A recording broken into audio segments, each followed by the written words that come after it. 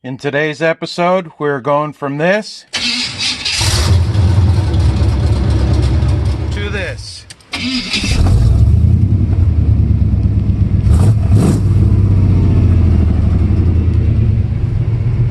Tune in today's episode and see how I did it.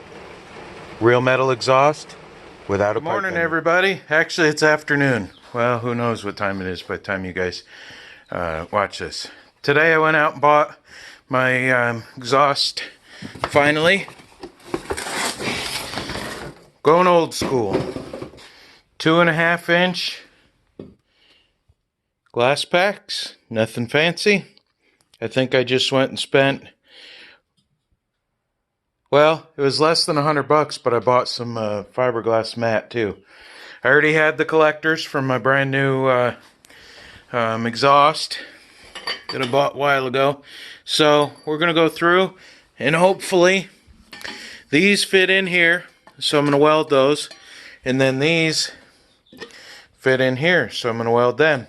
But I got to figure out in the meantime what it's going to take to be able to do that.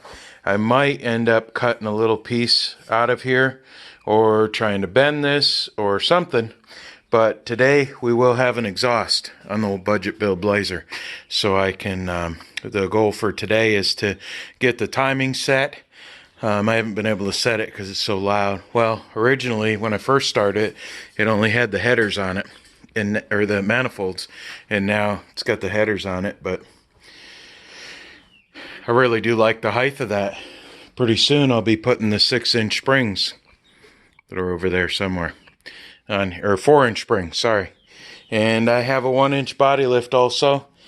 The problem, this is the dilemma I'm dealing with now. There's no bushings in the front, and there's no body mount bushings in the back. Okay? And the bolts are bad. So I have a 1-inch body lift somewhere over there in the pile of parts that I was going to use for my other Blazer. Now, I know people don't like body lifts because, you know, they misalign the bumpers and all that, but this is only 1 inch, and I bought it from Off-Road Designs. I was going to put it in my other Blazer, mainly to help clean, get some frame clearance underneath there so I can help clean the frame. So, what I want to do, try not to ramble a bunch and make this as interesting as I can for you guys. I like to provide content and not just rambling. So the bolts are mainly what I need out of the 1-inch body lift because I don't want to go out and buy all new bolts for the whole thing. I did order some body mounts. They're supposed to take 3 to 4 weeks though. So with the body mounts comes almost everything I need, but I won't have the bolts. So easy, simple, take the bolts from the body lift, right? Problem is, I still have probably 2, 4 more bolts to take out. So it's either go through and take all the bolts out and buy, okay, take all the bolts out, put the 1-inch body lift in, and then hope that I don't have any more trouble with the 4 more bolts that are in here. Or just buy 4 bolts for the front and back and don't mess with the middle ones. I don't know. I got to figure that out. Okay, enough rambling. I'm going to get under here and get things set up and work on, I don't trust just ramps, so I'm also going to try to shove at least one jack stand under there too. So I'll get on that and get right back to you. This is what I got for a start. I crawled underneath there. And I just, let's see if I could pick up the angle on that. I just put the pipe in a little bit crooked and got underneath there and checked it out. And it is almost, I mean, I don't know how much that is, but I need to make that go a little bit more. So what I'm going to end up doing is, that's right at the edge of the pipe. So what I'm going to do is probably put a bead on there, maybe. Then grind this off and try to bend it just a little bit more. That's really all I need for this one to go on the driver's side. The passenger side is going to be a little bit more of a problem because that's the drop on the transfer case. But this is what I'm starting with. I just tacked it in place. Looks like I got good wire. This is the 35 wire flux core. So wire welded on the lowest settings. So this is actually going to work pretty good. This is really the first time I'm really making my exhaust with the welder, you know, the right way. I used to do it with just flex pipe and clamps, and it's worked in the past, you know, but it's flex pipe, so it doesn't last that long. It's not really an exhaust, but it works in a pinch. So I'm going to go ahead and try to match this angle. A lot of test fitting, getting underneath there, test fitting and test fitting. So I'll get back with you when I got a little bit more to show you. Alright, I just crawled under there for another test fit. So what I did was, you guys could probably see right there, right where that other weld, see that nice little that bend in there? So what I did, see right here, I ground that out some. So that let me put this just crooked in the pipe, and I test fit it. I had to break it loose once, but I test fit it again and it fit good. So we have probably that much between the cross member. So what I'm going to do now is I'm going to go ahead and tack that into place just a little bit more, a couple more tacks, because I don't want it to come loose. And then I'm going to fit the glass pack on there, and it's a real tight fit. So I'm going to put that one in there, make sure everything's good before we weld that up solid. And now that you know, if you can work on your exhaust out of the vehicle, it's a lot easier. So I'm thankful that you know, I didn't bolt them collectors on yet or anything, so that way I can just keep removing the exhaust and weld it in place and go from there. I got this all welded up. It ain't no stack of dimes. She ain't gonna win no beauty contest, but there ain't no holes in there, and that's on there strong. Same as this, you know, as usual. Nothing of mine's gonna win any show competitions, but it's you know, I don't have to pay the price of a show truck either. So here we go. That's all good and tight. I'm gonna go ahead and I'm not sure if I'm gonna bolt this in place yet or not, because if this goes really good, I would like to you know what, I'm just gonna bolt it in place without the gasket and go from there. Here we go. This is how it fits underneath here. We got good gap between the cross member. It's all welded up nice, and it dumps out right here so far. What I'm probably going to end up doing is just getting a little bit more pipe and trying to shoot it out in front of the tire right there. So I'll get like an elbow to come down. I don't know. We'll see. It can't go straight out the back, but that's the first one. Now we're gonna have troubles with the second one, because if the pipe came past the transfer case here, it would be okay. So I might have to make this one just a little bit longer. I don't think it would hurt anything, but to make it not go all crazy cattywampus, plus this is the fuel filter right here. So I want to keep it, you know, towards the center over here as much as possible and away from that.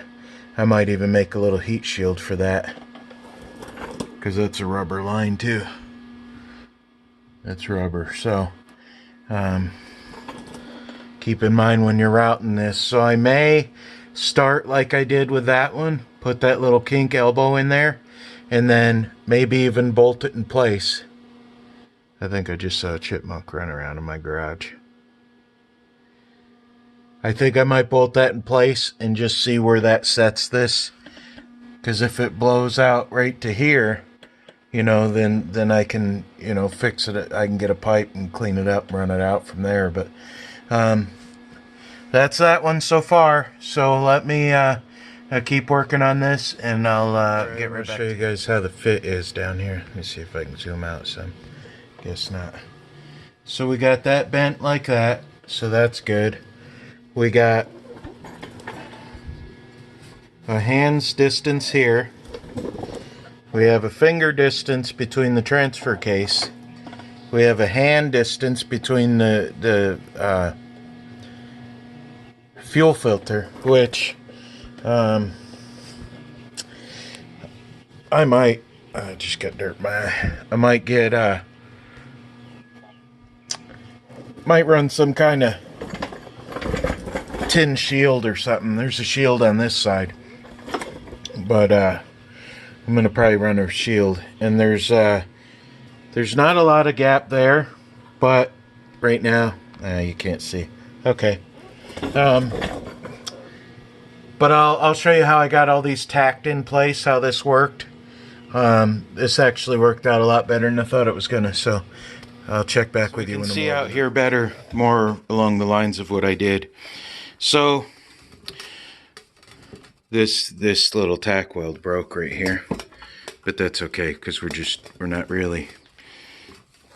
I'd rather it break than not be able to move it. So what I did was, see how I got it gapped here like that? So what I did, how I marked it when I was underneath there, because you can't really get to much, I put a line here and a line here and drew a line on here to let that know that that's where this was going to touch. So if I didn't have to bend any wild crazy stuff, and then I did the same thing here. I reached my hand up and I drew a line right there, and that meant that that's the way that was going to go. So what I'm going to do now is weld these ones here that are in spot. Actually, I'm going to tack them a bunch. I'm going to keep going around and tacking so it don't move. And then what I'm going to do is I got to figure out how to get to that piece of metal right there. I was going to try to weld it from the inside maybe, but what I might end up doing is tapping that down with a hammer maybe. But I'm going to weld the ones that are in place for good. I'm going to weld those in place. What I thought about doing was taking my grinder and grinding this material off so that it would get back to that edge where I can touch it again. I think that's what I'm going to end up doing, because this is touching inside the pipe right here. So I might grind that back enough to where I can get to that pipe and get the welder in there. So that's what I'm going to do for now. I'm going to weld that back in place so that don't break off on me, because that one broke and it moves. I don't want it to move because it's in place like that. So okay, I'm going to weld it up and then show you guys the final project. All right, it's done. But I have to say, okay, I have to give a warning. Anybody who's ever like seen a good weld before, or anybody who has like heard of a good weld before, don't look at this, okay? Don't look. Just don't watch. Okay? It's done. It's done. I did it. It's done. Good enough? Okay, I'm gonna paint it, put it back on. That's all. Wait a minute. Hey, how about this? Is there such thing as a 7-foot weld? One that looks good from 7 feet? By the way, I love having my vise outside, except for the bugs, and my grinder. That way I can do all my grinding and noise making and stuff outside. But there we go, huh? What do you guys think? That's good. That's the best, hey, that's it. Social distancing. There we go. 6 feet away from my weld. Looks pretty good, doesn't it?